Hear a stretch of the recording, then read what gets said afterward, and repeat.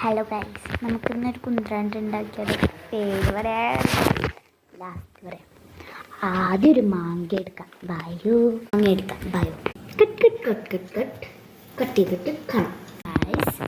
ഇനി എന്താണെന്ന് വെച്ചാൽ ആ അരിഞ്ഞു വെച്ച മാങ്ങ എടുത്ത് മിക്സിയിലരയ്ക്കാം. പക്ഷേ എനിക്ക് മിക്സിയിലരയ്ക്കാൻ പ്രായമായിട്ടില്ല, അതുകൊണ്ട് ഞാൻ സ്പൂൺ വെച്ച് സ്മാഷ് ചെയ്യാൻ പോകുന്നു.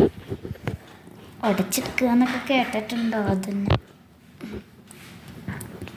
സ്മാഷ് ചെയ്ത് കഴിഞ്ഞിട്ട് കാണാം. ഇതുപോലെ ഉടച്ചൊടച്ചൊടച്ചൊടച്ചൊടച്ച് ഞാൻ ഇങ്ങനെ ഈ ഒരു പരുവത്തിലാക്കി ഒരു മോൾഡിലേക്ക് മാറ്റിയിട്ടുണ്ട്.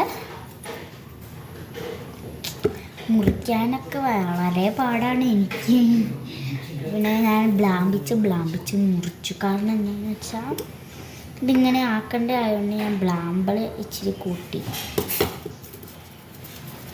ഇതിങ്ങനെ പഞ്ചസാര ഇടാൻ നമുക്ക്. എന്നിട്ട് മിക്സ് പഞ്ചസാര ഇട്ടിട്ടാണ്.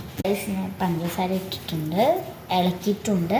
ഇനി ഞാനിത് ഞാൻ ഇളക്കി ഇതിനെ റെഫ്രിജറേറ്ററിലേക്ക് വെക്കാൻ പോവാണ്.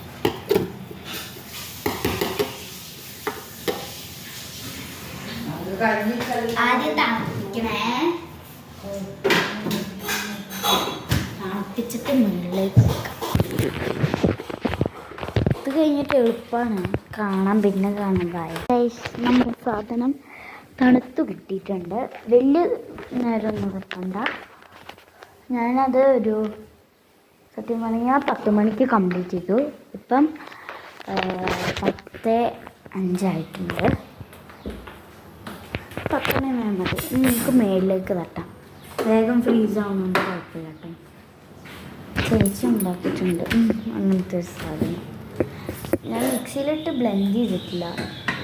ബ്ലെൻഡ് ചെയ്താലും വ്യത്യാസമായിരിക്കും. പിന്നെ ഒരു കാര്യം ഞാൻ വിട്ടുപോയി പറയാം. പഞ്ചസാര അല്ലെങ്കിൽ കണ്ടൻസ്ഡ് മിൽക്ക് അല്ലെങ്കിൽ വിപ്പിംഗ് ക്രീം അതിലേക്ക് ചേർത്തിട്ട് ആദ്യം അത് കഴിഞ്ഞിട്ട് ഞാൻ ചേർത്തു. അത് കഴിഞ്ഞിട്ട് നമ്മൾ കണ്ടൻസ്ഡ് മിൽക്ക് ഒഴിക്കണം. എന്നിട്ട് മിക്സ്. അത് കഴിഞ്ഞ് നിങ്ങൾക്ക് വേണമെങ്കിൽ പഞ്ചസാര ഇടാം. ഞാൻ ഇട്ടു പഞ്ചസാര. അപ്പം അതിൻ്റെ അവസ്ഥ എന്തായിരിക്കും? നല്ല മധുരമുള്ള മാങ്ങയായിരുന്നു, ചുമ്മാ പഞ്ചസാര ഇട്ടു ഗൈസ്. അത് നമുക്ക് ഇപ്പം റെഫ്രിജറേറ്ററിൽ വെച്ചേക്കുവാണോ അതിന് ഇറക്കാം.